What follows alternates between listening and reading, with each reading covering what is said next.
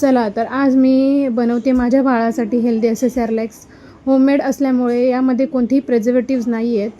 इथे मी तांदूळ, वेगवेगळ्या डाळी, तूर, मूग, मसूर याचबरोबर उडीद डाळ, ओवा आणि जिरे घेतलेले आहे.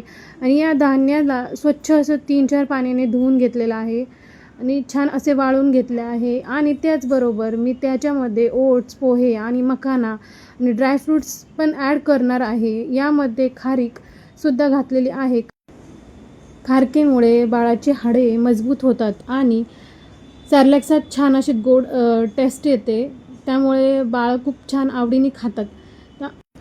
आणि आता हे सर्व एक एक करून मंद आचेवरती मी छान असे भाजून घेतलेले आहे. यातील प्रत्येक पदार्थ हा बाळाच्या हेल्थसाठी खूप फायदेशीर आहे. तांदळामुळे एनर्जी मिळते, डाळीमुळे प्रोटीन्स मिळतात, मखाण्यांमुळे कॅल्शियम मिळते, ओट्स पचनासाठी खूप फायदेशीर आहेत, ड्रायफ्रूट्स मेंदूच्या विकासासाठी आणि प्रत्येक मील बनवताना 1 चमचा साजूक तूप बाळाच्या सर्वांगीण विकासासाठी महत्त्वाचे आहे.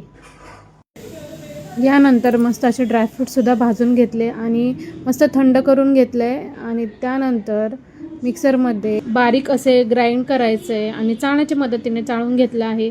अशा प्रकारे मी होममेड सॅरलॅक्स तयार केले आहे. एका भांड्यामध्ये पाणी ॲड करून यामध्ये होममेड सॅरलॅक्स ॲड करायचे आणि छान मंद आचेवरती शिजून यामध्ये साजूक तूपसुद्धा ॲड करू शकता. त्यामुळे खूप छान अशी टेस्ट येते.